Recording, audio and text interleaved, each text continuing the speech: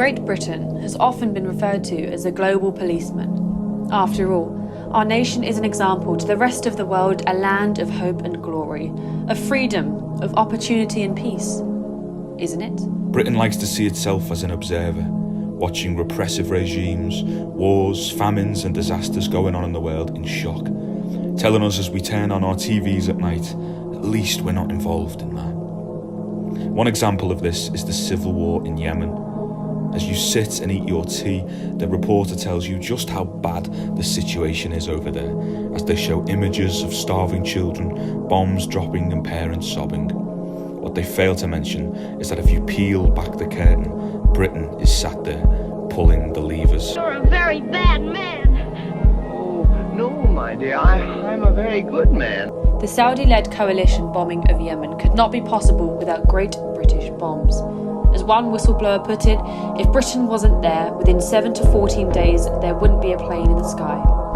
With 100,000 dead, many of them civilians, you'd think Britain might reconsider its position. However, the sales continue. It's not just bombs which are causing misery in Yemen.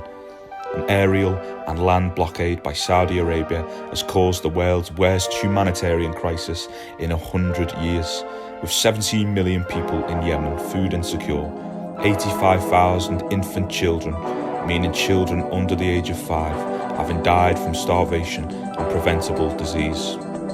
A blockade doesn't just fall out of the sky.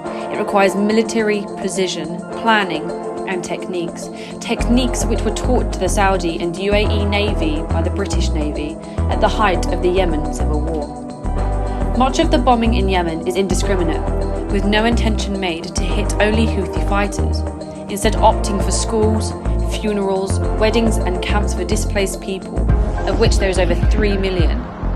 Sometimes the Saudi-led coalition even engages in double-tap bombings.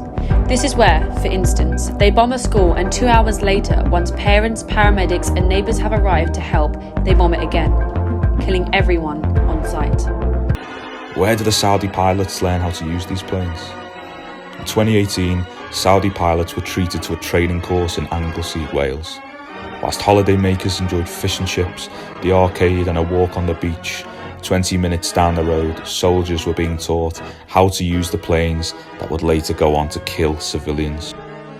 So just let me be beside the seaside, I'll be beside myself with thee, and there's lots of girls beside, I should like to be beside the seaside, beside the sea.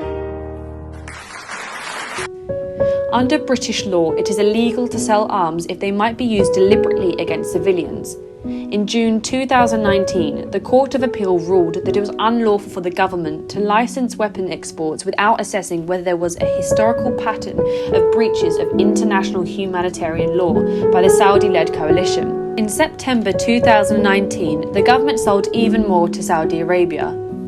Once caught out and reminded of the Court of Appeal's rule, they issued an apology, calling the arms sales inadvertent. Don't just stand there, do something! Help, police, murder. After obviously little deliberation, in July of this year, Britain decided to resume their weapon sales, calling any possible war crimes merely isolated incidents. With over 215 civilian deaths in just the past few months in Yemen, Perhaps the only thing that is isolated is Britain's willingness to turn a blind eye.